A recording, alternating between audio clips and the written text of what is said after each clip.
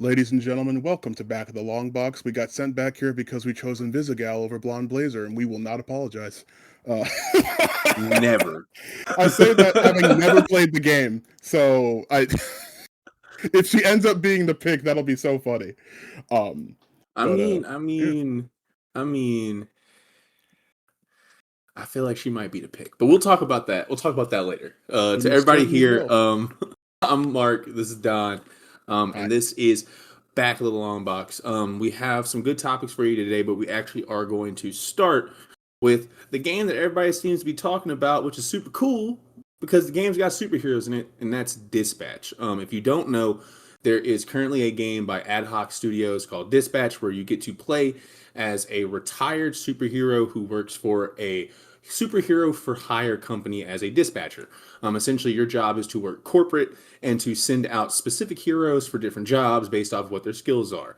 And on top of that, there happens to be a pretty robust option for romance in this game. So I want to kind of talk about the different interesting aspects of it, its success, and to try to see if maybe if this is something that other superheroes might get the treatment for one day. So I guess we can kind of start with what I thought was interesting, which is because this is it's very much in the style of a Telltale game.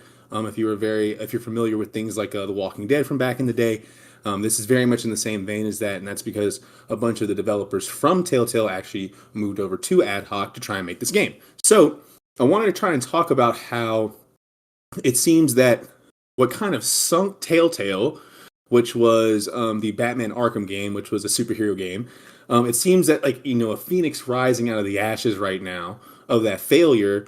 AdHoc gets to kind of win now with superheroes. So I just wanted to kind of talk about how that's kind of funny that we have superheroes maybe not having the correct footing before, or perhaps just the game not being in the correct place, but them being able to still make it work after being in development hell for 7 years. So, I've enjoyed the game a lot. I think it's great. But Don, do you have any experience with any of the previous Telltale games before? Do I have experience with the previous Telltale games? I will have you know, I am a proud owner of every season of The Walking Dead except Michonne. Um, Yeah, and I didn't get the collection because I had all the other ones. And I believe, yeah, no, I even paid extra for the 400 days DLC, like on the original Nice, disc. nice. Yeah, no, I'm very happy. The best I feel that. I feel season that. is one, but there is not a bad season of The Walking Dead. The rest of Telltale's catalog, I haven't really made it a point to play. I do want to do Sam and Max before I die, but The Walking Oh Dead yeah, is, Sam Max is fun. yeah, dude, the jazz from Sam and Max and like just all of the Telltale catalog is some of the best out there, like period. So I've got I like a agree. I lot of that agree. on my playlist. Yeah. So yeah, that is the breadth of my Telltale experience as of right now. So I was very excited to see that they got Todd from BoJack Horseman to be the main guy of this other. Right, right. Yeah. It's like Yeah. I was excited because we didn't have to hear him yell in the role finally. Because between the walk and between Breaking Bad and like Invincible recently, it feels like they love to have my boy Aaron Paul yelling, man, and like Mhm. completely out of his wits. So it was nice to kind of see him in this kind of he's been forced into retirement into this role. It reminded me a lot of like The Wolf Among Us. In Mm. that regard, of he's kind of hard boiled in a way, but not in a traditional sense. Like he has a reason to feel this way. He's Mhm. just jaded in a sense, and like that was my experience with Telltale before this. Was like I had a friend whenever I was just a young, when I still thought I wanted to do chemical engineering. I had a friend in Mm. that major. We used to play a bunch of like The Wolf Among Us before we would study for OChem, Mm. unsuccessfally. Uh, But Unfortunate. right, no, no. I mean, we got there eventually. We got there. Unfortunately, he didn't. I got there, but yeah, he owned the game. I didn't, so that might also have something to do. Just a bit, maybe. But right, right. But I love the idea of getting to have story with quick time events and with options to kind of just like play through different routes of a story. Very choose your own adventure. Very very fun.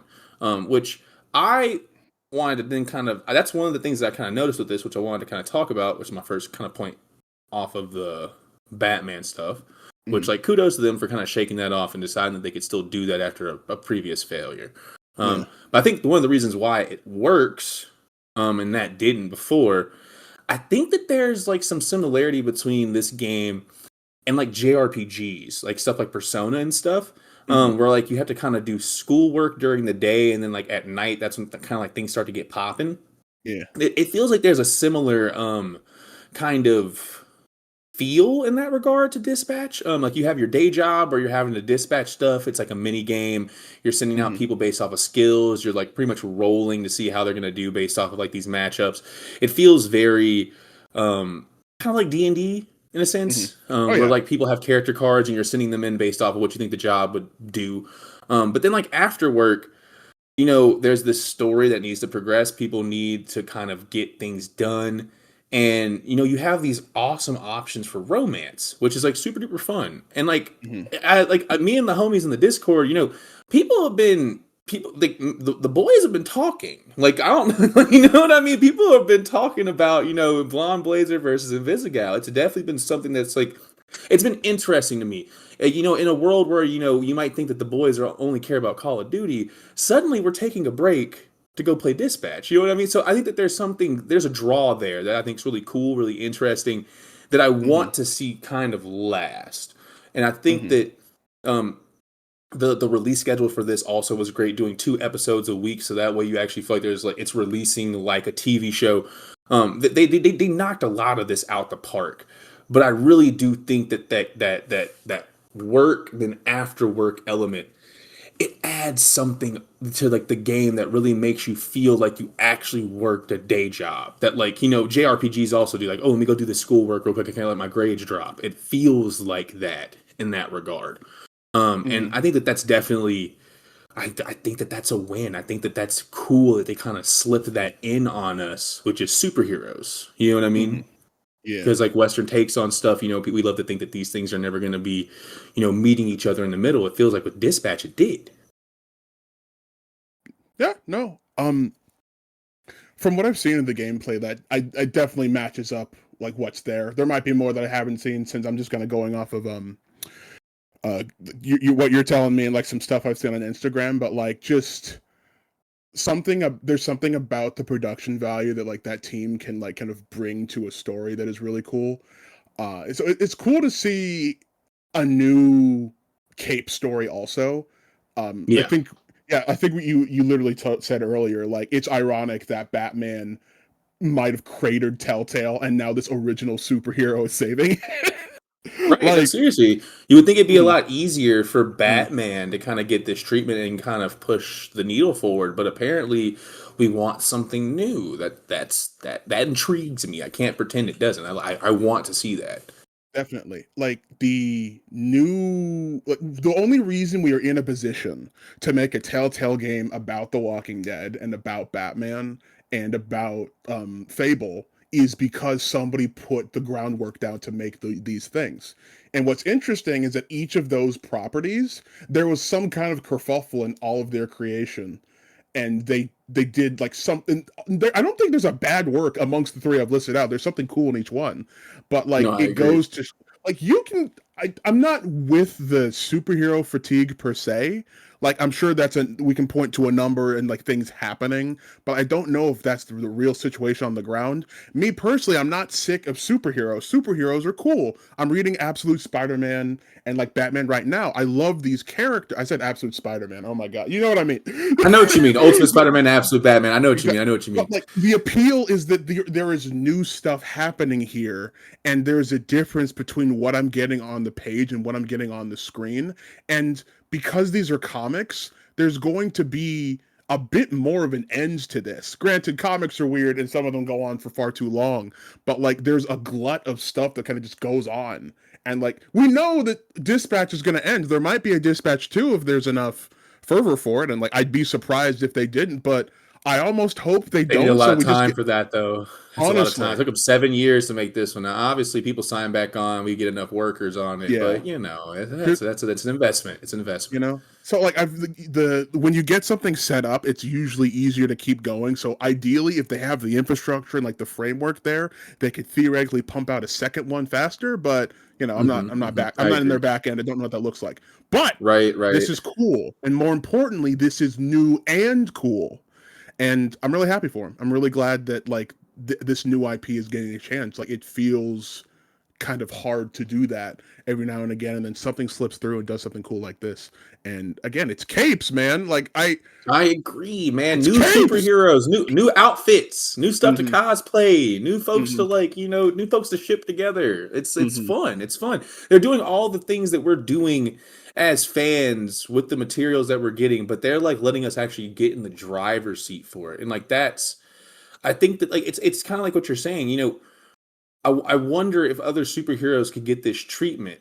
But Mm-hmm. since they tried originally with Batman, it didn't work. Now that we have these original characters and we're learning who they are for the first time with this story. That might Mm-hmm. be why it's so magical. That might be a part of it. It might just be the fact that I'm having to pick between cutting Sonar and Coop, and like I'm having to kind of like figure out who do I think I actually want on my team, and like they're telling me, oh, I thank you for letting me keep my job. It's you're developing these really personal relationships with these characters in a way that feels like it's actually happening to you, and not you being like this like voyeur on like into like the superhero lens of life, if that makes sense. Like, oh, it's the world outside my window, I'm just watching the superheroes in action. Like, no, I'm actually the superhero in the story, and Mm-hmm. like that's super cool to me. On top of that, Robert's is a really cool protagonist. I think that having like what happens if you took Tony Stark out the suit and like he's not like some super genius. He's just a dude who got the suit from his dad. And Oh his dad had man. the suit and he spent every single dollar just trying to keep it together with like duct tape and a dream. And then he's been in the suit for like 15 years. Like, oh bro, he was so young when he had to put it on for the first time. So like Mm-hmm. it's I think that there's something there when you decide to invest this gameplay into new folks. And I think that, maybe it could be great if we put some definitive story on it. But like, I think also it's up to Marvel and DC to say, hey, we're going to write you something that's so good and then exclusively put it in this story. Because, like, what are we going to do? Just adapt other stuff? Mm-hmm. How many? You're not going to give me alternate choices to the Dark Phoenix storyline. You're not going to do that. You know what I mean? You're gonna. All roads are going to lead to Jean in a You, sacrifice. You know you what I know mean? what? That's how it's going to work. Oh, actually, that reminds me. Cosmonaut. Oh my god, the Cosmonaut Variety Hour. They have a Hmm. really cool pitch for a Persona like X-Men game. Ooh, And literally that'd be um fun. so everyone's Oh, X Men romanceable, right? Academy. So you're in the school and like Yes, Professor, yes, Professor Wolverine. Well, how am I going to do yes. on this test? And then like So at night, oh, that'd be so sick. That'd be so so sick. he had a really cool answer for romance. So obviously everybody's got their OTP, right? So Hmm. if you don't act on a romance, time would elapse, and then Jean and Grey would happen. Sorry, Jean and Cyclops would happen, right?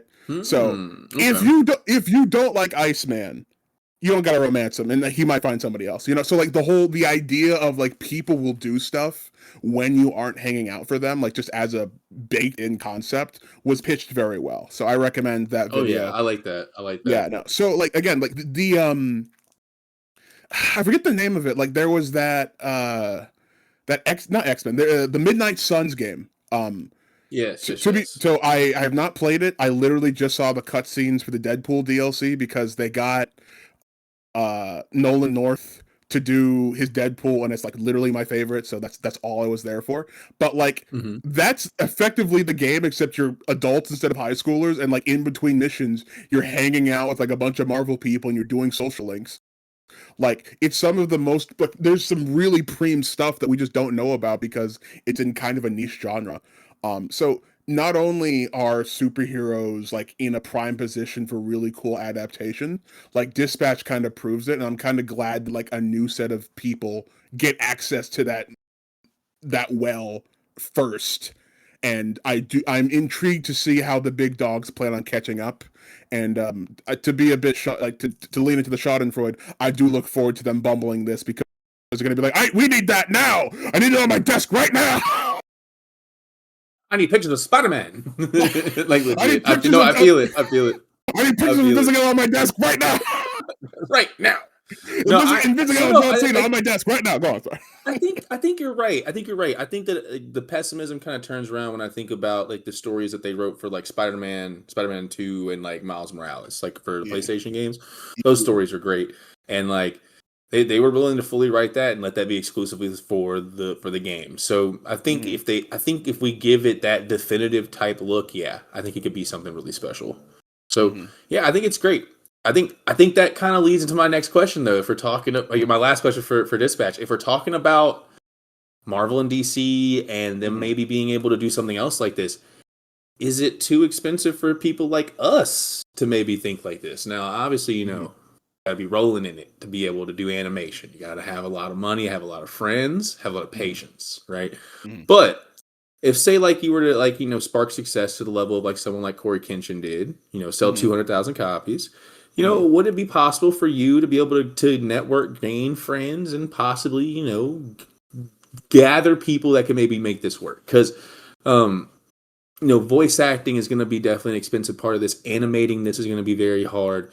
But if you make the gameplay fun enough, suddenly you're looking at this being an indie game with these elements being included. So I wonder if high level, once you've made it to a very high, once you've established your IP and you have like a very strong fan base, could this be something that we do, through the power of friendship and everybody kind of putting a hand in the middle and kind of wanting this to work over time?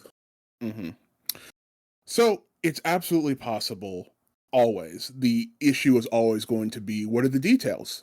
For example, if like, how much money do we have? Do we have $20,000? Do we have $10 million? Like, that's going to make all the difference in terms of what you can get and what features you can have. Like I'm literally working on an animated show right now, and I'm not at liberty to say what we're in talks about money. It's not a lot in terms of what's happening, and like the studio we're working with is doing stuff that is really good, and I am shocked by what they're charging. And in some cases, like, and I'm not trying to, I don't want to get myself in trouble, but like the point is, it's never exactly, it's never impossible. It's like, what are the numbers? Because like voice acting can be expensive, animating it can be expensive. My thing on like any project is, what is the ideal version of this, and what does this look like pared down? Like, there's one thing I'm doing where like I don't know if because of the length, I don't know if I can get a comic artist to work on this for a while, just with the current income I have. So maybe this becomes a novel. Maybe this becomes a visual novel and I'm repeating images. Like if we are thinking about the particulars, this becomes a lot more manageable. So off the bat, unless we're very, very successful and we have a lot of resources, we're probably not doing something at the scale and production value of Dispatch. But if you're like, hey, Don, I want to do a Scion game, like, well, I know how to use RPG Maker. I know a little bit about Unity and Game Maker. We can figure out what mechanics we like. We can go from there. If you want to do a visual novel, you already have some art. If you want to get if you want to get like penny pinching with it, you can reuse a bunch of stuff. Like, there's a lot of things you can do to stretch what you have and make it do more than what it was originally purposed for. And even then, it doesn't take a lot. You can do, like, there are literally like exclusively text-based games you can do. Literally just put a cover image on that, bada bing, bada boom. We can do it. The particulars as to how matters. So. Yeah, no, I definitely agree with that. It definitely is going to be up to what you have available towards you. But I think it's cool to kind of be able to dream about, a potential where, you're able to gather enough production, gather enough people together who can know how to kind of finance and make this thing kind of happen on the back end. And I'm sorry, on the front end, excuse me. And then figure out how to just kind of get everybody paid at the end. Because like ownership over this could also be a thing, especially if it's indie, we can just start giving people percentages and try to make things happen. That's also on the contingency that you finish. So it's also about, knowing if you can actually get the job done. So I think that that's. I think that this game is a triumph. I'm very excited for the future, and I hope that we get more cool superhero day job romance stuff. Because I'm gonna be honest, Mhm. it's pretty tight. Pretty tight. Okay, so my dream, like, kind of game, like, I want to try to do this before I die. I'm looking into this now. I want to do like a crossover indie comic fighting game that plays like Heritage for the Future. Um, Okay. like, yeah, Okay. because like I love fighting games, and I'd want it to control like God, like the not the Dragon Age game. What is it? Arcs put it out like the Dungeon Fighter fighting game, and something Hmm. similar to 2XKO, like the new League game, but like a bit simpler because despite having less characters on screen, like there are extra mechanics. The inputs are simple, but there's a lot of functions you gotta memorize. And I Okay. Makes appreciate sense. like they're the default layout is kind of tripping me up, so I'd want something a bit more intuitive for like somebody who's moderately familiar with like tag fighters. But like I would love like a tag fighting game with like just a bunch of randos from different universes. That sounds like fun. So I'd love to do that. It sounds pretty sick, bro. I can't even pretend. Like, that sounds pretty Yeah. awesome. Yeah. I think if I remember correctly, JoJo's got a video game before it got an anime, or at least like the Yes, it ones that are did. I popular. played So it. I played it when I was a there you kid. go. It was actually my introduction to JoJo's Bizarre Adventure. So I knew about like Stardust Crusaders before like that was even like animated. Yeah, that's I don't want to say cursed. Like Jotaro is I my would Jotaro okay. is my homie. I love Yeah, Jotaro. I I played him love like only. He was my main. I love him so much. Matthew Mercer like was such a So good cool, dub bro. pick. No, he's phenomenal. Oh yeah, he's so Um, sick. I feel like I based my entire personality as a teenager off of Jotaro. But I didn't find out about JoJo's until I was like in my 20s, so like, I didn't get a like, chance to do that. black mom, so obviously I'm not talking to her like Dude, that. oh my god. You know what? Cause Hang oh on. man, he used to kill me with that. He used to kill. I understand, Grandpa, talk to him like that, but don't be talking to your mama like that, bro. Okay, really quick. I'm The gonna just swag though, the swag. no. They look. He looks so cool. Is that his hat or his hair? No. I'm gonna Oh tell you yes, really quick. sir. Had Mom that thing. Oh my boy. So mom sent out we have a family group chat. Mom sent out Mhm. an Instagram. She reposted an Instagram thing. So it was like this guy dancing to Dragon Tales. Like, do you remember? Do you ever see that show on public access? Oh yeah. Oh So yeah. I know she Dragon sent Tales. that, and I'm like, oh, that's cool. And then I remembered you said I couldn't watch that show. So why are you sending me this thing that I couldn't watch? Oh, because Dragon. That's unfair. That's unfortunate, man. Yeah. It's like the Power Rangers thing, man. It's like, man, Mhm. come on, why are we doing that? Why are we doing that? Dragon Tales is awesome. I love So Dragon Tales. so I think they were like on an anti magic thing or whatever. Oh, I mean, They it's dragons. It's dragons yeah. and power, friendship, and magic. No, yeah, it's for sure. So no I get Ed, it. Ed and Eddie, no Grim and Evil, no SpongeBob for like 10 So your years. parent, my mom was like half of your parent. My mom did not like me watching SpongeBob or like Billy and Mhm. Mandy and all that. She Yeah, thought it was very like low. Like she thought I was going. She thought it was lowest hanging fruit like kid yeah, humor and that like because like and my mom's a school teacher, so like she's also mhm, hearing this every day at school. So I think what it really was is her trying to keep her peace. And she's yeah, like, "Boy, I swear, if you hit me with some, mhm. I'm ready. I'm gonna be ready Oh to yeah. grab a belt." Like. Mhm. No, Like I think that that's where she was coming from with that. I'm gonna be honest, because I I'm gonna be respect. honest, they were cooking. They had some great jokes in those shows, some Oh really yeah. great, well baked humor. It's just Mhm. like you got to package it up in what you think kids are gonna like at the time, and it was a little pee pee poo poo when we were Yeah. kids. Can't pretend Oh, it was a little pee oh pee my poo God. poo. So the one that killed me was No Adventure Time. Um, and I think I might have dodged a bullet with that one because I there are mean, some Adventure adventure. Time's pretty goaded to some people. Now, to be fair, I think I was in college by the time or like, at least late high school by the time Adventure Time Yes. was like a big thing. Mhm. So I think by that point it was like the like it was like pothead humor. Like it was like Yes. at least for for the crew at that point. Yeah. Obviously, the show is a lot bigger than that, but I think for if you were still watching it by that point, you were firmly kind of like you know what I mean. So I think I Yeah. was kind of the opinion like, oh, I Mhm. think I think I need to mature my taste a little bit beyond Cartoon Network. I think that's like Mhm. Gumball also got big at that time, which like don't get Yeah. me wrong, the mixed animation on Gumball I thought that was pretty tight, but it was still just Like I remember one day sitting down and actually like watching Cartoon Network one day when I was like in between classes at LSU, and I was like, Yeah, oh no, like the kids are in good hands. Like yeah. this is good stuff. This is good Dude, stuff. no, so It was Gumball is regular show. Yeah, regular show. That's like that show was lit. I no love watching regular regular show. show, Gumball, Adventure Time. We did not deserve all three of them. These Hmm. are phenomenal bits of television. Oh I yeah, if for you run them back to back, it would have been like yeah. such a like long period of great show. No, listen to me very carefully. If I saw Adventure Time in the moment when mom and dad told me not to watch it, I would be a whole different person. Like so much of my life is Aqua Teen Hunger Force and like Adult Swim shows that I could Feel that. watch because they weren't banned. It was and I like think I would that's literally hilarious. As you were getting away with it with like adventure. so Like, you couldn't get Adventure Time, but you could get away like no. Aqua Teen. I think that's So awesome. you know what's really messed up? They mom and dad were like no first person shooters. I think they said they didn't, and they took away years before Yeah, that my they got mom rid was of on that Jet. for a while. No, so no Jet Set Radio either because they didn't want me doing Oh, the graffiti. And graffiti. Oh, no, lame. no, Oh, let let me me tell you. skate, bro. Let me Hey, skate. so Come on. favorite soundtrack, Jet Set Radio. Favorite Hmm. video game genre, first person shooter. So like that's the inverse happened. And here's what's messed up: the Jedi Academy. Do you remember that game? Yes, I do. Okay, so remember like they give you a bunch of guns and stuff, right? So Hmm. mom and dad are like, dad was trying to let me play Halo, but they're because like it was aliens, and then mom's like, no, it's a first person shooter now. So they said I could play Jedi Academy because it was Star Wars, right?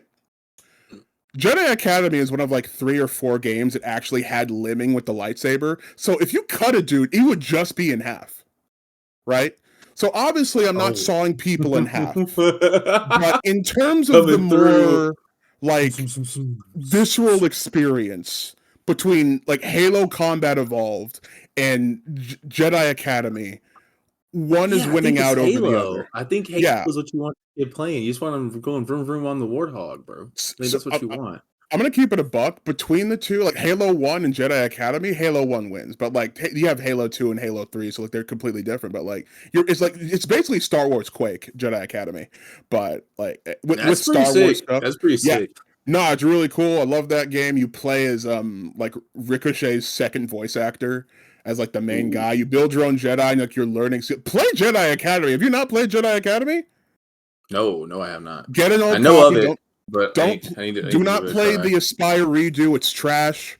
Get an old Okay. version. Make sure it runs. It is so good. The combat is actually really intuitive and like it's probably I prefer it to the Force Unleashed, and I love the Force Oh, Unleashed. okay. Yeah, Okay. like it's I'm about to give almost that a like try Dark then. Souls. Like it's like legit. So yeah. Anyway, but yeah, Dispatch. It's good. Jedi Academy's good. We My love parents. video games. Video games are great. Oh yeah. Oh yeah. In, You know indeed. what's not great? You know what's What not is great? what is not great? This new show that Kiki Palmer just announced and put out. Okay. All And right. that little Hold on. bird. Hold on. It hasn't come out yet, so we can't say it's not great yet. No, no, it has. It has. It has come Oh out. no, it's There out. and Hold on. oh, it's out. It's out. It's out. And Oh. it's as bad as you might think. Oh no. Now, luckily for myself. Now, if you don't know what we're talking about, we are talking about the newly announced and now premiered show, Southern Fried Rice, Hmm. which is it's a pointed name because the protagonist of the television show is a young Korean woman who Hmm. was raised by African American parents and is now deciding to attend an HBCU as she goes to university. And it is from her perspective as she deals with the woes of quote unquote joining a black space. It is something that we wanted to kind of bring up. It's not necessarily the most comic related, but since Scion is based on a fictional HBCU, one that is based on my alma mater, Jackson State. And part of the reason why I decided to make Scion originally was because I wanted to create a comic book set on an HBCU because I just hadn't seen it before. I'm Hmm. sure it's out there, but I hadn't seen it. And I kind of wanted to talk about how the show kind of made me feel, kind of some of the tropes that I saw working, and specifically what I think we as indie creators need to be careful to kind of avoid whenever it comes to using shock value to promote and sell products. and projects. So I'll kind of start out with how I perceived this, just kind of as a creator who went to an HBCU, who has a comic book set on an HBCU. So if you don't know, Scion is my debut comic. It is a supernatural thriller set on a college campus, and it specifically follows a young criminology major who has stumbled on a conspiracy. And it is a very much a love letter to my time as a student at Jackson State, and also a love letter to a lot of the amazing people that I met along my collegiate career, that really inspired me to be superhuman in my personal life, to be more than just someone who was kind of just, moving from point A to point B and just kind of like, not really fully understanding how things work. They really helped me mature and grow and become the person I am today. And I kind of wanted to tell that story from the superhero's perspective. But I was a transfer student to Jackson State. I originally went to a PWI. I went to LSU, like most of the graduates from my high school, back in Louisiana. And the reason why I did that was because at the time, there were no engineering programs in southern HBCUs at the time. I believe Howard was one of the only programs really in the nation at the time, outside of a few select schools. And I really wanted to pursue engineering at that time, and I still did, right? Now, whenever I ended up dropping out the first time, because I was a twice dropout before I finished, both to medical reasons. First, for strictly medical reasons to heal. The second was because I got sick again and then couldn't afford to go back, right? So financial reasons on top of that. Jackson State was my refuge, and it was something that allowed for me to kind of come in and experience as kind of the transfer student, the kind of outsider, if you will. That was my story on campus, and I specifically wanted to kind of tell that story through Mason's lens. And Mason's one of the characters in Scion. He is the transfer student. He's an engineering major. He shares my likeness, and he is meant to tell the story of the transfer student on campus, to offer that contrast to what you might see as a homogenous environment if you were outside looking in, because it is a quote unquote all black campus.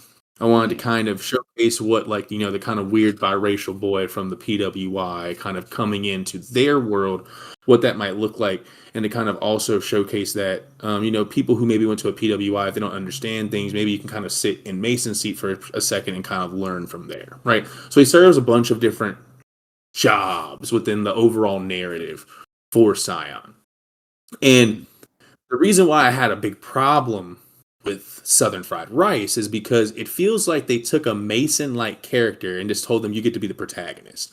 Except for Mason's black. Like he's half black like I am. This woman's Korean, raised by black people. Yes, she has black parents. Yes, she has two adopted black parents, but she herself is, I would argue, not being served in the same capacity that like someone like Mason would. And I think that by making her the protagonist, I have to argue that this story serves no other purpose than to just be a power fantasy for non-black people to feel like a main character in black spaces. And I think that that's the main reason why Mason was never ever in my mind going to be the main character. Like this, like it was always going to be, you're in the background, you're a part of this larger story. And I think it's because I didn't want to cheapen what an HBCU already had going on by trying to pretend that I'm like shaking things up. No, I'm in the background trying to keep my head down and get my degree and get out of here. You know what I mean? Like, tell that story. That's a story to tell. Being loud, proud, and I think you should change how this environment is doesn't work, especially considering that it seems like the villain of this story is just a black woman that wants to keep black spaces black, which is, why do we always do that in this story? Like, oh, why are we being mean to the little Asian girl? Why are we being mean to the little white girl? Oh, I hope they're not mean to her. That's like such a trope. You know what I mean? And I say it very pointedly because it's meant to kind of make you infantilize that person who's in that position, when like they're a grown person or a growing person within their own narrative. They should have enough agency to be able to like experience things fully. So why don't we treat them in that capacity whenever we think about them? It's always like, oh, I hope they're not mean. And it's like, did you think that maybe the protagonist for a second wasn't in the right? Because that's something we should think about. I don't think anybody thinks Tony Soprano is a good person by the time we get to the last season. You know what I mean? It's sometimes you can critique the protagonist and it's okay. And like if they were going from that perspective, I could see it. But from what I've seen from the show, it's been very much a how can we make this space more accepting of other people? And it's like HBCUs are pretty accepting of other people. Like if you go to an HBCU, there's going to be a few white boys, there's going to be a few people of other races, there's going to be a few me's there, there's going to be a lot of folks on campus. You're just going to be in a minority, and like there's a story to tell. Put them in the background. That was my personal take on it. But like, what have you seen from it that you've kind of taken in? So, I thought the name was wild and is either a genius marketing move or the people over there are just on some stuff I need to start taking. Um, I was open to the premise because in the circles I'm in, I'm around older Black people in general. Mm-hmm. And we kind of just get to have our enclaves, and like we kind of don't like we will branch out to other people like us, but we will stay where we are, and we're not saying other people can't chill out. We got friends we're friends with the rainbow, right? But like we're not doing backflips if Kevin across the street is like, "Hey, do you want to come over to the barbecue? I got raisins in my potato salad." Um, right? And to be fair, Who all's over there? Like, right, you know what I'm saying? Like, and yeah.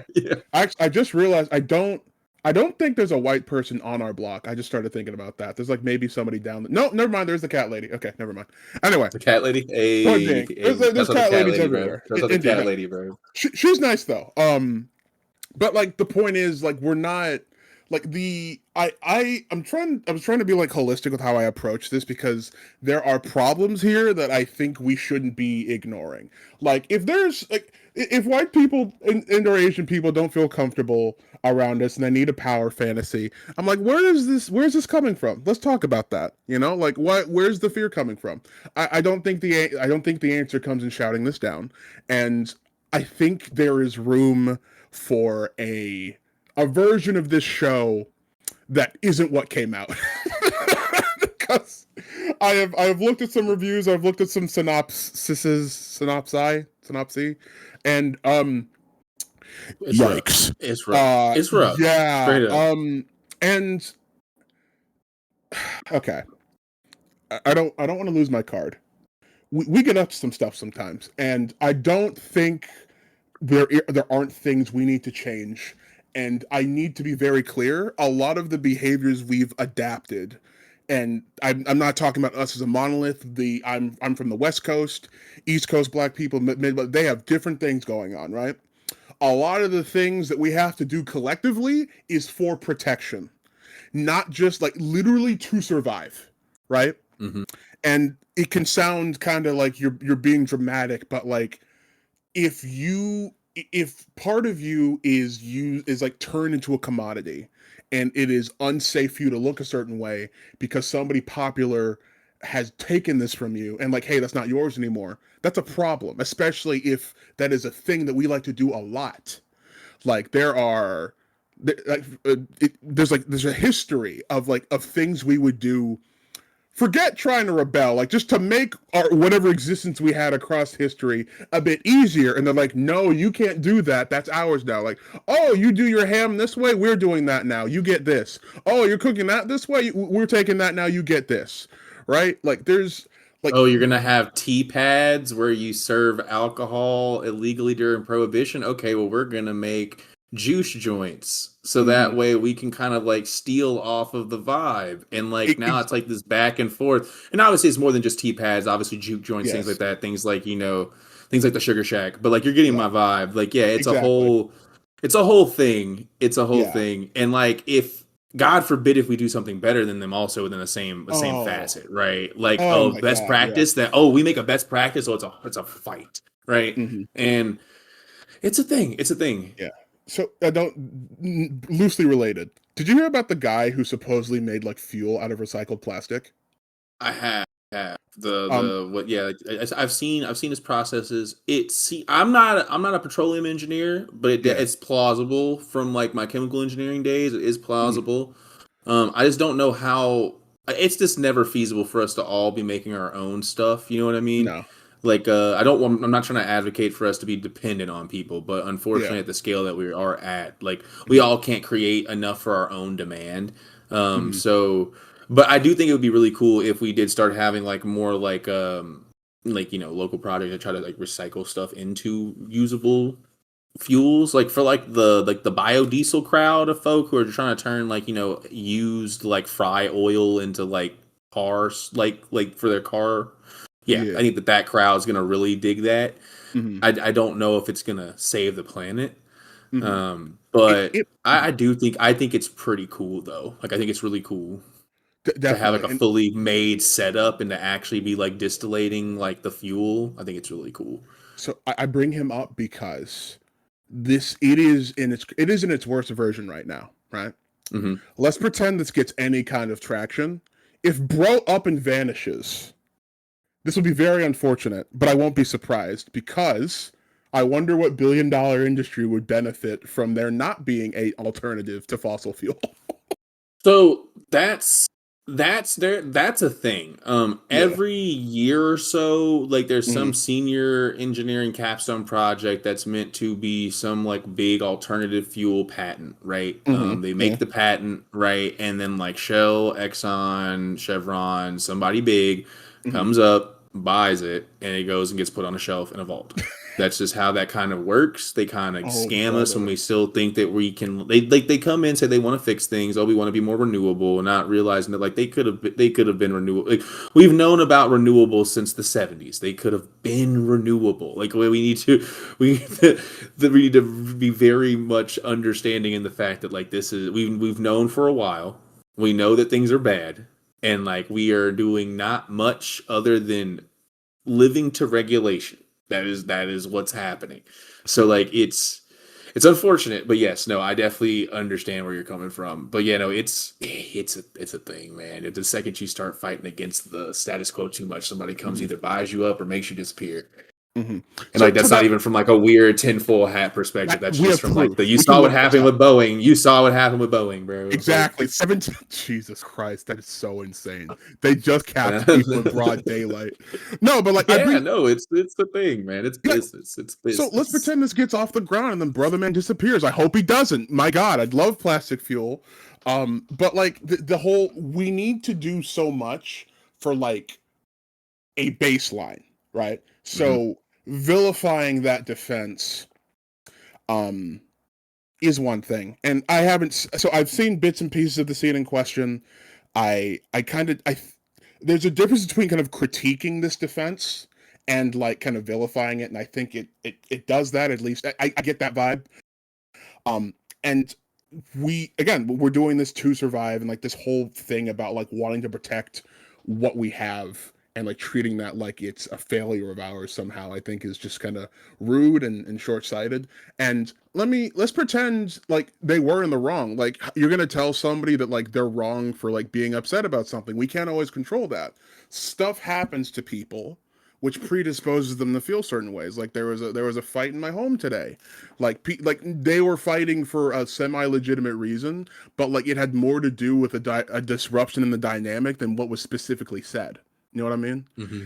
And like the whole like we like staying within what we understand. We like what we know not being messed with. So this person being here and doing A, B, and C, and that having an effect on somebody, I think the first thing we do being that hey they're wrong is rude and wrong. We shouldn't do that. People they have stuff going on. It usually isn't even about you. It's about something that happens to them that they're dealing with. So I think in the same way, I would want to give grace to somebody who's doing something wrong. We should give grace to somebody who might be reacting a little too much because we don't know what's going on in their life. Like everybody involved in this process is a person. And I'd like to hope that we in general aren't all trying to actively hurt each other. Those people are out there. Those people just looking for something to fight about, they're out there. But like I think Oh yeah, giving for people sure. giving people a chance to learn and to talk is generally going to just be better long term. So again, I'd like to hope there's a good version of the show where like there is a union amongst people of all colors, and we do a kumbaya, and we chill out together. But you know, this does not appear to be it. And I don't mean to. I only just thought of this now in terms of like this being like harmful long term. Do you think like do you think like more stuff like this should even be attempted, or should we kind of like what are your thoughts on like on stuff like this moving forward? I think that if we want to do stuff like this, Hmm. it needs to be like it needs to be something a little bit more akin to like what we saw maybe season one of A Different World, or like how I Mm. kind of attempted with Scion, where like we make Hmm. this like a background character. They have like an because I think that that would make us a lot more sympathetic to this if like this is Hmm. like someone's best friend, they're walking alone from class one day and they just kind of get hounded, and it's kind of, that I'll have more sympathy for the character there if I'm not made to expect that this is going to happen by the fact that she's here. Now you Hmm. might just say that in general because she's a character there in general, like because she's there, but Hmm. I would argue that you could do it a lot more subtly by just not Hmm. having so much of a spotlight on her. Hmm. That being said, do I don't want to be the person to say that things shouldn't be attempted. There were a Hmm. lot of people whenever I made a video about this on Instagram that were trying to conflate that I was saying that people should not do this. That I'm trying to tell people not to make their stories, which is like very much an uninitiated opinion. I don't think Hmm. anyone who's done something from start to finish, as far as writing is concerned, is worried about that. I'm gonna be quite frank. You've kind of thrown inhibition to the wind when you decide to give your script to someone, Hmm. because it's no longer yours once people start reading it and start Hmm. adapting it and doing stuff with it. So like, Hmm. it's very very uninitiated opinion, but I do want to, I guess, give it a little bit of grace. I guess warrant it for a second and just say like, we want to have a conversation about what we see kind of happening in front of us. Because if we Hmm. don't talk about it, people will just assume we don't have any problems with it, which like, we got plenty. Hmm. So I think that that's kind of how I feel there, and I think that Hmm. that kind of it leads a little bit into my last point that I wanted to talk about, which kind of relates to us as writers, just indie Hmm. writers specifically, because this is something that is being done by a smaller production. It took it bounced around for a long time before it got picked up, Hmm. um, which is very much something that happens with us in the indie world. So I want to talk about how using like shock value for marketing or to sell something like a pilot or a comic, how Hmm. that it might limit what you can do with Hmm. that project as far as your writing outlets are concerned, because if you do want this to be taken seriously once there are eyes on it, you're gonna have to do a lot of work to really get there. Now, if you are a talented writer with good experience, then like this should be slight work for you. But it could be the fact that like, you've decided to take something that didn't really have legs in the first place and Hmm. then can keep pushing it, keep pushing it, keep pushing it. Now that it's finally kind of lit on fire and we're talking about it, you can't deliver something that's going to actually silence the haters or be like, oh, but like it's actually good though. Like, no one's like that. No one's doing that. Like yeah, people say a lot about Quan Mills. The people who read those books like it. I'm not trying to say that that's objective or anything, but like Oh he's my got god. shooters. All I'm saying is Hmm. that Quan Mills has shooters. That's all I'm saying.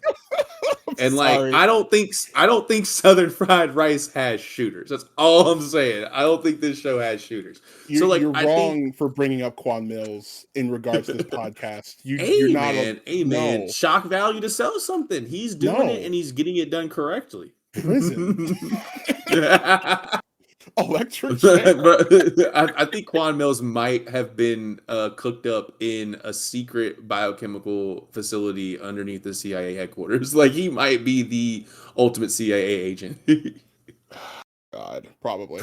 like, like it was crack and then Quan Mills. Mm. So yeah, Oh. I wonder if shock value is a a limiting factor. I wonder if it's something that's actually going to hurt you in the long run. And I see that a lot on Kickstarter. I personally feel. I think that a lot of projects use that that shock value of maybe like a spicy front cover or like a really snappy name that's kind of inflammatory to kind of get some quick money, and then nobody's looking for issue 2, bro. Nobody's looking for issue 2, and like there's nothing wrong with that. There's nothing wrong with that. One shots are great, but I don't think I don't think it's that. I think that a lot of folks are trying to come in, say something inflammatory, see if people give them money for it, and then dip. And it's like people will give you some attention for it, but I don't know if they're gonna give you your money. Like money's a lot. Like that's your time. 100%. I don't want to cut you off. Wasn't sure if you were done No, with the you're shock. good. No, you're good. I'm No, done. I'm no, done. dude. So, okay. So, like I said earlier, I think if Southern Fried Rice could have stuck the landing, like 5 years from now, we would have been like, oh, yeah, that was a remarkable marketing choice. It's out of pocket, but like it got people in. And because it doesn't, we're kind of saying like, wow, that was a wild name. You know, that was stupid. They shouldn't have done that, right?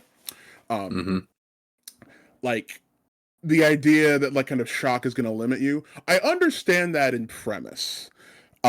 There's something about marketing your thing as one thing and then tricking the people that get in that it's something else. Like that was a whole genre of television for a minute, and I think that was cool, but I wonder if that is a viable strategy anymore since some people know what to look for. Um Yeah. Like, oh, there's yeah. a hallmark of this. I need to know that this is coming type thing. No, I feel that. Okay. So like I'll put it like this. I so Supermassive Hover Biome, the most recent episode came out early this week, and I posted it to Reddit. I didn't have Reddit on my phone, so I didn't get any notifications until like 2 days later. So it got in the top 5 of webcomics on the day it was Hell uploaded. yeah. And I'm like, Hell yeah. hooray, cool. And hold on, let me pull it up.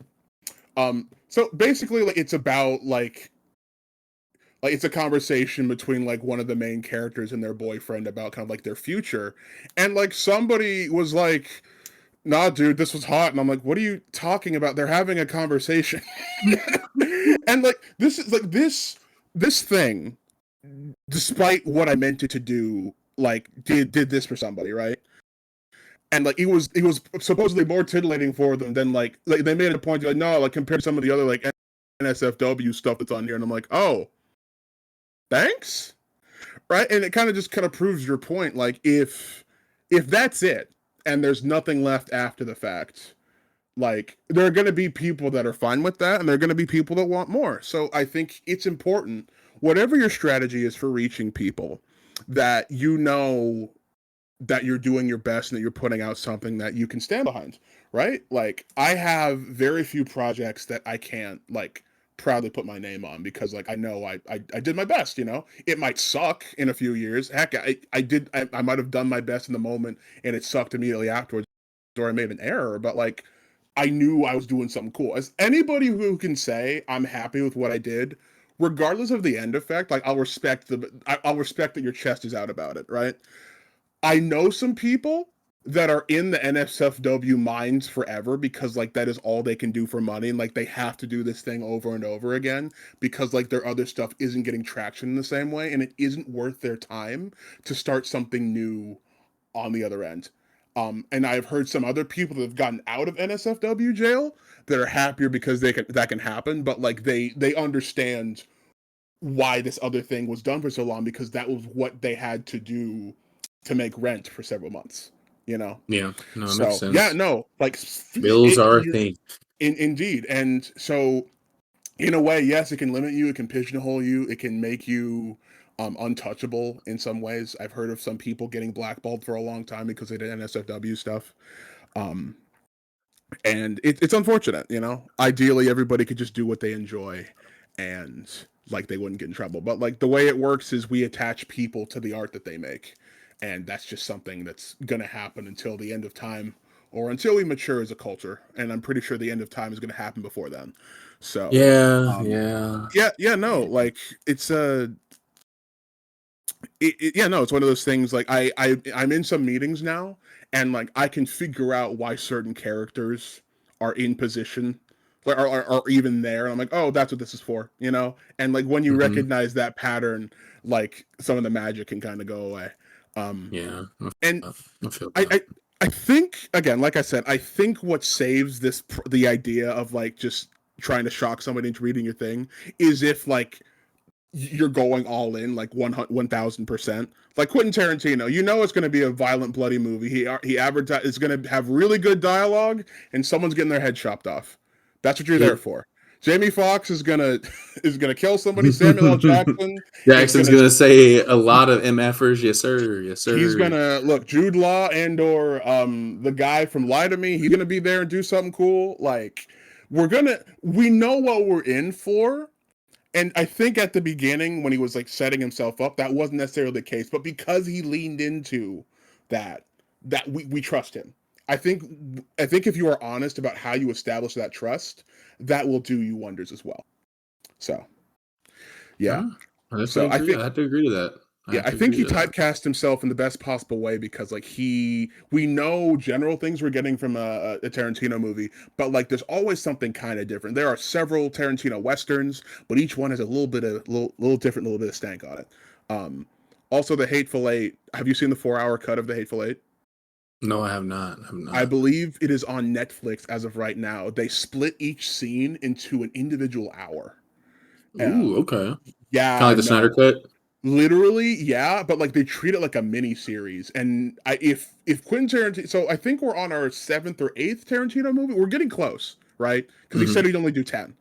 We're only Um, going to do 10. Yeah, only yeah. going to do So 10. if he's done with movies in the next 5-10 years, and he just moved on to like doing television or like just miniseries stuff, I think that might have been the water tester for that in Hateful Eight. But I I mean, would be that'd be sick. That'd be sick. I Limited series, Quentin. That'd be sick. I'd be down. I'd be down. But yes, shop can limit you. Things that you do can limit you. And I think if you make it a point to establish yourself a certain way, you're going to be better off. Go ahead, sir. No, I agree. I think that's pretty much all I have for Southern Fried Rice. Pretty much, do better, write better. Um, Yeah. think, think about it. Think before you Mm-hmm. jump, because Mm-hmm. we're gonna laugh at you whenever you hit the rocks. Exactly. Let's you know what? Let's give. I want us as a culture to notice these things, and I want to give the co-creator props. They did delete their Twitter after this. Making stuff is hard. Making It anything is period is hard, and I will always respect somebody who bungles something more than somebody who laughed at it and never made anything ever. um very true. right. Very true. And I think I agree. I don't know if you recall the guy who made the really bad Dragon Ball Z movie. If I remember correctly, He like as of apologized. He he apologized, apologized. like as of 2019, I recall he's still getting hate mail. Like, and That that was sucks. That that's sucks. like That sucks. decades of years. So these are people. People are fallible, and I think the second we make it unsafe for people to try something dumb, we lose as a society. So Yeah, we should that's true. laugh, we should point, we should discuss what this show could have done better, but I hope we give the people here an opportunity to be better as opposed to kind of like just saying you're out of society forever. I don't think that helps anybody. So, I think that's fair. I think that's fair. All yeah. right. Anyway. Well, what you reading, bro? Oh boy. Okay. So I'm in I want to avatar know. mode, so I can't show you covers this time. I You do can't. Don't apologize. worry. Don't worry. I will use the power of post to put the covers on the screen. Beautiful. I love Post. Cool. So I've read a quality selection this couple of weeks. Actually, you know what? Why don't you start us off? I think you got less than me, and I don't want to. Okay. I want. Okay. So I specifically just have two this week. Mhm, I want to kind of highlight two of the creators that I found on TikTok. I mhm, kind of wanted to showcase one of the larger creators that I've met that I had the mhm, pleasure of kind of meeting and getting to read some of their work, and then one of mhm, the two smaller creators that I've met that I thought are up and coming on their way. I kind of just wanted to showcase them because I like that they've got some points on the board. They're trying to get out here and do some work. So mhm, we'll start with our larger creator first, and that is I had the pleasure of becoming acquainted with Mr. Danny J. Quick over at Fourth Wall Productions, and he mhm, is the creator of Ace Blade. Ace Okay. Blade is a fun vigilante story, very much a superhero story, but it's very street level. It follows Terrell. He is a MMA fighter turned superhero. Pretty much, he doesn't go down in a fixed fight, and because of Mm, that, they decide to take him out to the desert and leave him for dead. Because he is the superhero of Vegas City, essentially a fantasy version of, or a fictional version of Vegas. So mm, Ace Blade's super cool. I love the purple outfit. He has no powers, but he fights people who does, which is mhm, super cool. It's a very very fun read. I got the trade paperback. You can definitely see like the progression that Danny had as a creator, because this goes from like issue one through a few of them. So seeing like the progression, like and like the improvements issue on issue is really really cool for me as a creator. And it's just really awesome to kind of see like what he's been able to kind of like create as far as his foundation and his platform for Ace mhm. Blade, like over on TikTok and on Instagram. So it was really cool. We got to kind of find him whenever I had a post kind of pop off. And yeah, I wanted to make sure to kind of grab a book whenever he grabbed one. I made sure to grab the trade because I wanted to put it back on the back shelf there. So yeah, definitely check out Ace Blade if you're into like superhero vigilante stuff. Like if you're into like Daredevil or like the Punisher, or just like kind of like more street level, like fisticuff type stuff. This is definitely fun, especially since you get like Vegas isn't really a thing you see much in comics. You kind of see facsimiles of Vegas, like like the crime boss like runs a casino, but it's never Mhm. actually in Vegas. So Vegas City's pretty cool. Definitely check out Ace Blade. That's my Cool. first book. And then so like Mr. Quick, Mr. Danny J. Quick, he's a larger creator. He has like hundreds of thousands of followers at this point. But I Mm, wanted to highlight creators that I found that are up and coming, still a few thousand, but are doing their thing over in mhm. San Diego. And that is, I wanted to talk about the Unity from Cerberus Comics. So Cerberus Comics, that is Mr. Sam Drinko and Max Steele. They're Mm, over in San Diego. There's some young bucks who I believe either just finished college or are still in college. They made Cerberus Comics as a way to kind of get their feet wet in the in the comic book scene, kind of figure out how to get things done. And the Unity is essentially like their proof of concept for their little superhero universe that they got brewing up. And essentially, the Unity is going to be a group of superheroes who are trying to kind of inspire good through like being good, not necessarily through like strictly like saving the day. This is like kind of like their little like teaser for the first issue. They have like, I think it's only 11 pages, so that way the people could get like their hands on it for pretty cheap, which I thought was pretty cool. Because you mhm, can get it for I think for like $5 or $6 and like mhm, $1 digitally, which is super cool. mhm, They just want people to kind of read it, and like it's a really really good jumping off point. I think that it has a lot of good potential, and I think that like these boys are definitely hooping as far as like they just started, they're out on the court, and they kind of just want to get some reps in. And I think it's really cool to kind of see someone actually put a book out there, and mhm, like it's like definitely something that like you want to keep progressing forward, keep moving forward, something to grow on. But like you keep putting work on it, and something like this can look like Ace Blade in like a couple in like maybe like a year or two, you know what I mhm. mean? So Yeah. I definitely just kind of wanted to highlight the unity and kind of Mhm, showcase it, like you can still be young, put out a comic book, and like you got your name on something, you can show it to somebody and just kind of start getting better. So mhm. those are the two books I want to showcase, are Ace Blade and the Unity.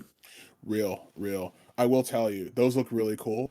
Um, so like there's something about like getting in on like somebody starting that is always kind of exciting and always a bit of a risk because like okay cool this doesn't look like so I was in a call today and somebody was like well this doesn't look traditional, right? And like that argument is like used to be like this shouldn't exist or like I'm not going to pay for this, and I'm like well let's give this 5 years. What if this turns into something, like you're this is an investment of your time and your energy, and like I think it's always important to do that. Go for something that might not look like Marvel or DC like at least a few times a year. I definitely encourage it. You'll always be surprised, and for every disappointment or something that isn't your cup of tea, you're gonna have a great story. Like I several books that agree. I actively dislike, I had a really good story behind, and I still keep in my collection. There are books that like are just nothing that I don't even care about. We might talk about some today. I gotta go through the whole list, but like, yeah, no, it's I encourage everybody, at least a few times a year, get something weird, get something out of your wheelhouse so that you develop your taste and so that you might surprise yourself. But yes, let me find cool. So I've been reading since we have spoken. I believe I talked about cramp. Yeah, there we go. So, The Bubble. It Oh, is a graphic novel by People. I lost track of the credits. It was a by pod folks, by by folks. folks. So yeah, it was a podcast that got turned into a graphic novel. Ooh, Um, okay. so it is about a series of bubbles on an alien planet. You have a group of people that are born inside these bubbles. I forget what their term for them is, and you have people that are born outside in the bush, and they're called bush babies.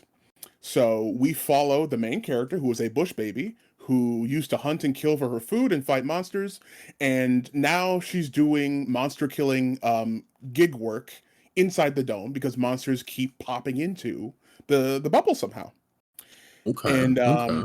yeah, so there is a cool little magic thing that happens in there. Like there's a thing you can be born with and learn how to deal with called the spark, and one of the protagonists gets it, and they got to deal with what maintaining that comes with, and it's kind of like Raven's superpower where like your emotions affect it, and it just so Nice. happens that the person who gets it might not be all the way well. Yeah, obviously, if there's a bubble and you know there are people that live outside the bubble, they got to leave the bubble, and they do some cool stuff. There's all kinds of stuff they do with the monsters. It's pretty sick. I it was hold on, let me check my notes here. It was very witty and fun to read. Uh, at the same time, it felt kind of fast and yet a bit boring at some places. I think what they focused on was just right for the kind of people that kind of do podcasts. And because okay, let me rationalize that. Like there's enough happening here to where like I wouldn't want to fully focus, not fully focus. I could do something else if this was audio, but because this is visual and like the elements they focused on in the story, like I didn't really like, okay, why am I looking at this, like what is this here for, you know? um but yeah, it wasn't a bad time, but like I definitely was happy when it ended. But it looked like it was trying to sequel bait at the end, so Hmm. I was left a bit disappointed. But I can recommend it for a certain kind of person. For me, it's a 2 out of 5. Um, but yeah. After that, I read Becoming Frankenstein, by 101 Comics. I did not finish the book. It was very text heavy, and like just in that moment, I'm like, I don't want to read this. It looks Feel beautiful that though. it happens. It happens. It I, happens. I might circle around. If you just want another riff on Frankenstein, I read enough of the first bit to where like, okay, if you like the way Mary Shelley writes, there is enough here to where I think you can have a good time. But there was so much. It was very text heavy, and it didn't grab me in the way I like my books to grab me. So I eventually put it down. I might pick it up later. It's currently at the back of my long box, haha. But I might. For now, I put it down. I just wanted to add that to the pile of things I attempted to read. After that, Parker the Outfit. Have you read any of Parker? Oh, never heard of this. You need to read Parker right now, Okay. because Okay. it I thought for a moment I might just be too dumb for prose.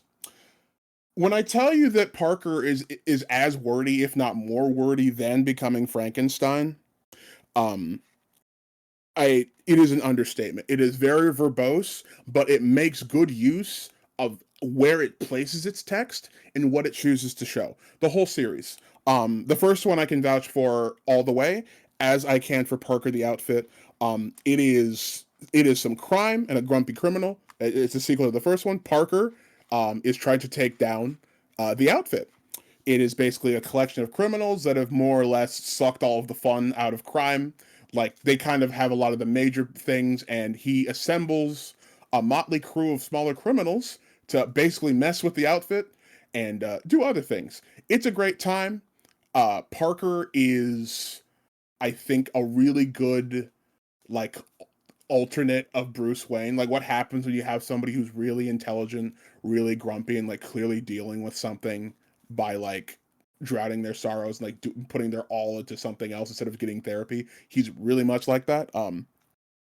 The prose is phenomenal. The dialogue is phenomenal. Um, the minutia of the crime and the orgs feels real without being like boring or confusing, right? Okay. The Okay. atmosphere of this book was like palpable, and like they would switch styles between chapters in a way that was really useful, and it would almost indicate what kind of crime was happening. It was a phenomenal time. I think the only thing I can ding it for is that I think it was a bit too short. That's a 4 out of 5 from me. Bit too Um, short's a great complaint to have. I So want more of it, and I happen to have the third one in the series, so I'm going to get more. But yeah, nice. on the Nice. note of third, all right.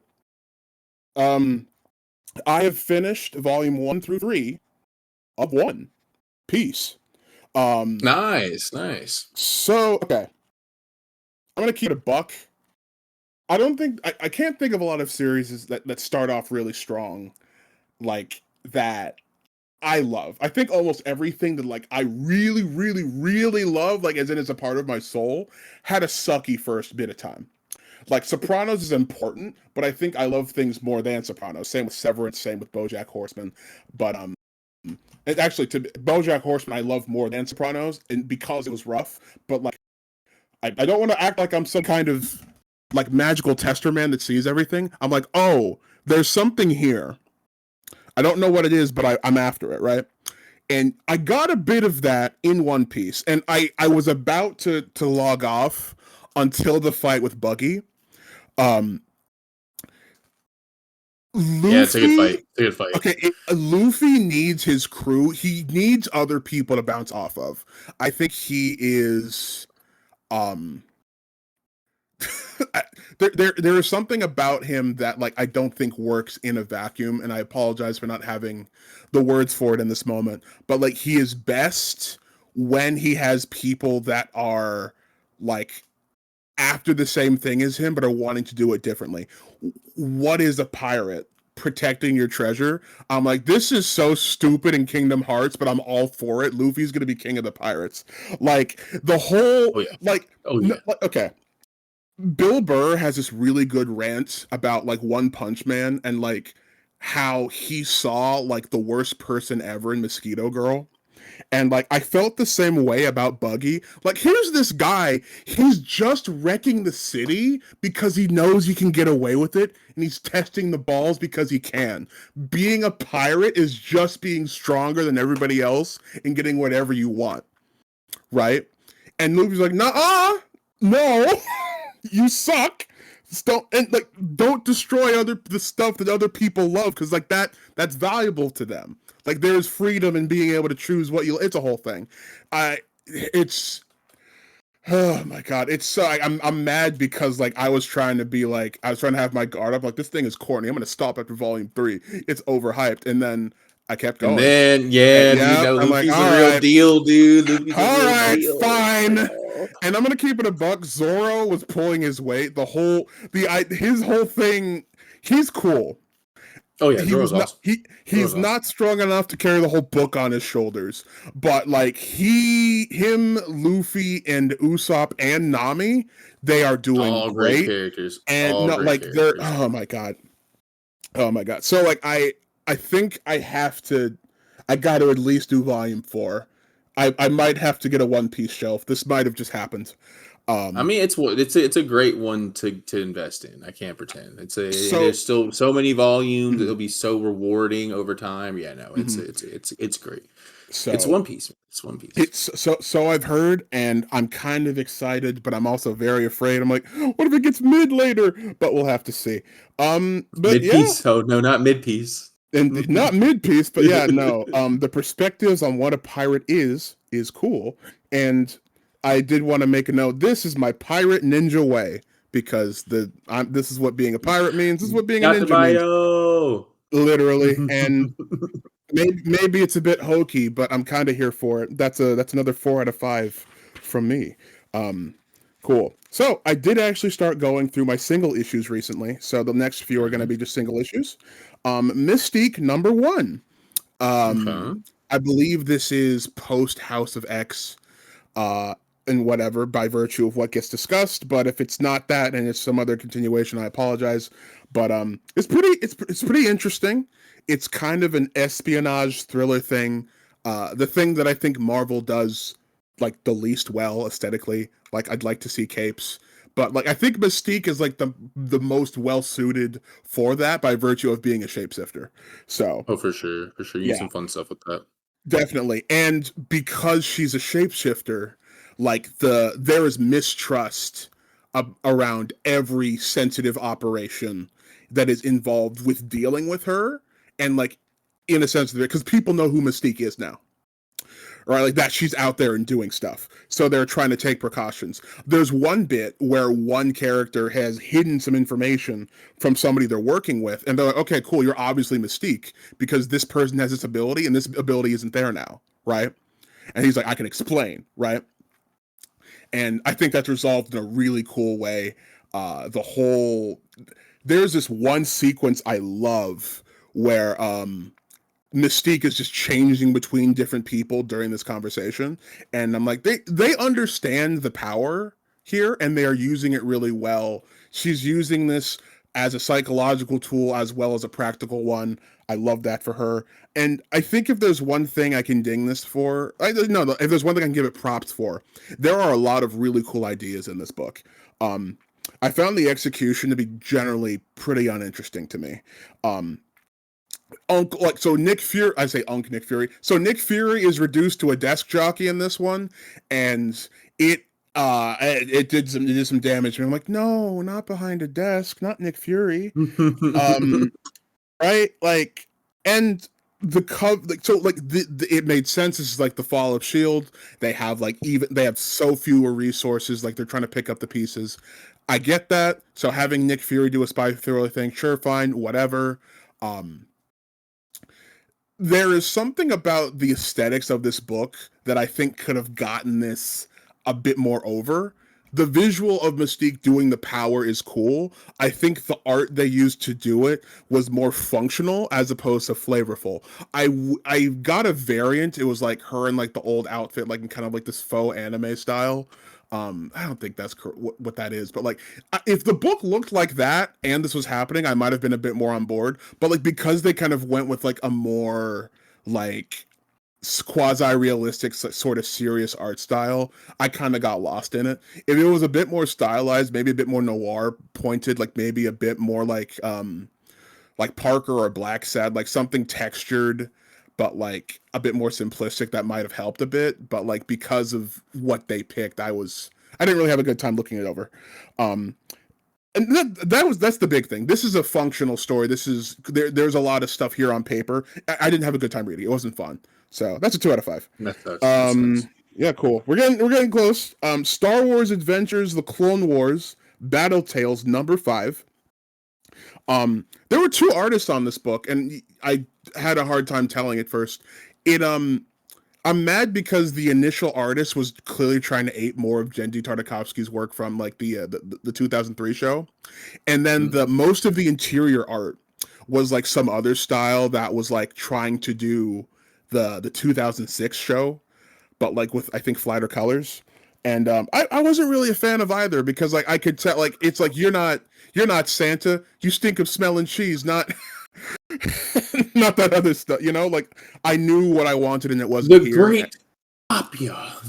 Honestly, and it felt like a Saturday morning cartoon, like kind of comic deal. Grievous is in there and he got clowned on, which I'm always bummed out by because Scary Grievous is my favorite version. I did come around on Clown Show Grievous in the show, but like he wasn't even funny lame here. He was kind of just lame. um they did try to make the droids like crack jokes or do funny stuff, and that also didn't do it. I felt like I wasn't the audience for this. I felt like it skewed a lot younger, but it might have just been me being done with Star Wars. I'm not quite sure. It was one of those things where like it easily slots into being like an episode of the week, so it felt a bit throwaway because of that. But It looked nice enough. The cover was actually really nice. It was this really cool like General Grievous bit, and I love General Grievous, so that's why I picked it up. Probably I was going through all my back issues. I'm like, what is this? Why did I grab it? Oh, it's Forearm Man. That's why. Um. Anyway, yeah. This is kind of mean, but I'm gonna say it because it's funny. I'm looking forward to forgetting it. But no, it's cool. It's I'm glad somebody got paid to make that. It was like, it was solid. I wouldn't like recommend it, but like I've seen people get paid more to do less. So, you know, I feel and that. of course, I feel and that. of course, Grievous cover is cool. Blah blah blah. 2 out of 5. Let me see here. Ghost Rider Volume 2, number 57. The complete inverse of Battle Tales number 5. That was a whole mouthful of a title. My God. Anyway, so yeah, no, it has kind of that old classic vintage Marvel like 80s 90s art, and I used to not be as much of a fan, but like the older I've gotten, the more I've come to appreciate it. It does that older Marvel thing where you can just grab an issue and start. You're going to be missing things, but you can start from there and get a story. So in this one, Ghost Rider is recovering from an attack by some mercenaries that are sent to kill him, and Wolverine bails him out from being found. And in this one, it is not Johnny Storm, Johnny Blaze. So it's not Johnny Blaze. It is David Ketch. I forget his David name. Ketch. It's Okay, like, gotcha. there we go, David Ketch. Cool. Donnie So Ketch. Donnie Ketch. Excuse me. Donnie Ketch is another. No, so it's a different guy. So like, oh, I didn't know there was a Donnie Ketch Ghost Rider. Tell me more. So he is having more of a fight with the writer. And Wolverine is there, and he had met Johnny Blaze, and he's like, "Oh, new Ghost Rider. That's interesting. Let's talk about it." So they have a cool conversation. Donnie wants to get rid of it, and he's like, "Hey, you should probably deal with why he's here in the first place, as opposed to just trying to get rid of it." And he's like, "I don't know." The story left me with questions that I'm really interested in following up on. And also, there are some really cool 1994 ads, and the dialogue was a lot more fun, less functional, in like this old kind of grizzled way that I really appreciate my older stuff. We did get Bubs in there. That's all you got to do for quality Wolverine writing, and yeah, 3 out of 5. I recommend that one. And the last one is Teen Titans number 3. I got the Nick Darrington cover, or was Nick and Darrington elected? Anyway, whole new team. You got Damian Wayne, Robin. You've got oh my God, I forget her name already. There is some magical girl there. There is Kid Flash, who is black. I didn't know that was a thing. I think he's still yeah, Wally West. Wallace. Yeah, Wallace Wallace. Yes, West. Wallace. Yeah, Wallace. Yeah, Not it's Wallace Wallace. West. Yeah, Okay. it's Wallace West. I hate it here. I hate it here. He was cool though.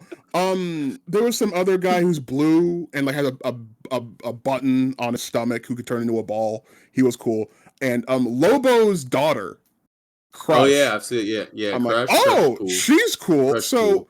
we get one mission with them. They open on Gordon getting domed, and I'm like, wow, that's something. And then after that, it turns out the ball head kid had apparently survived a big thing that should have killed him, and he was hanging out at his mom's house. And when he returns, everybody there just has a terrible experience with their parents. Also, Red Arrow is there, but like it's a girl. I don't know if it's somebody. I don't know who she is. Oh, but not Roy. Not Roy. I mean, I don't know. Is it Artemis? Is Artemis in the Red Arrow costume?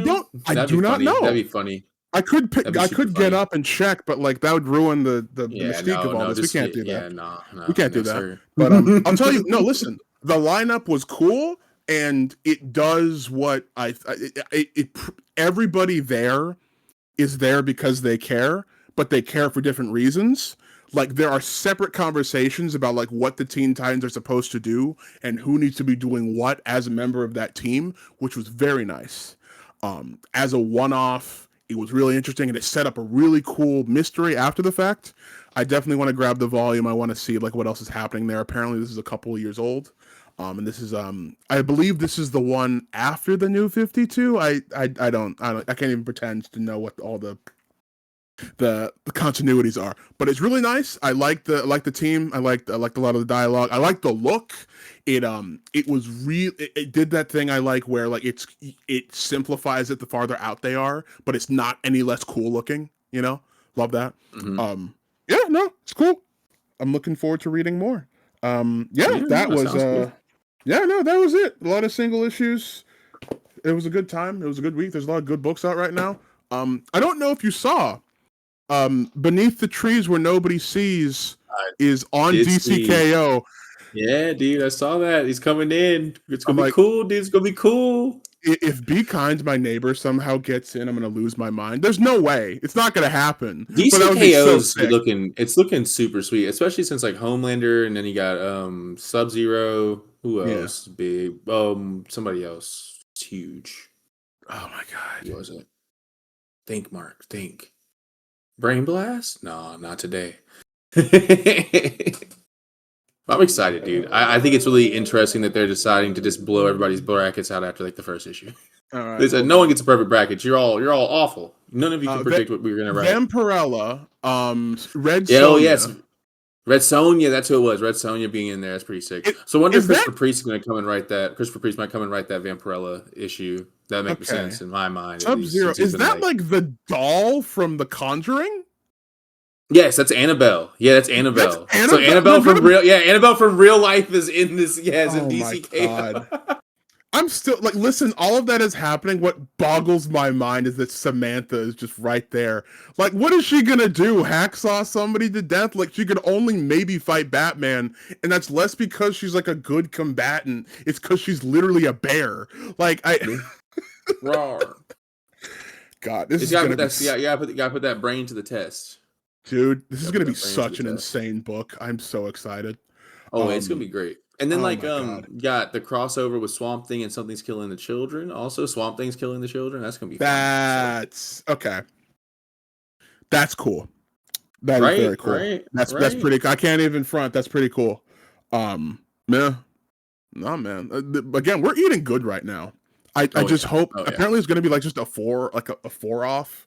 So it's gonna be like pretty. It's gonna be compact. That's so responsible. Good for them. Nah, dude, this is a cool time. Again, some of the best comics are coming out right now. Check out Kickstarter. Check out your local comic shop.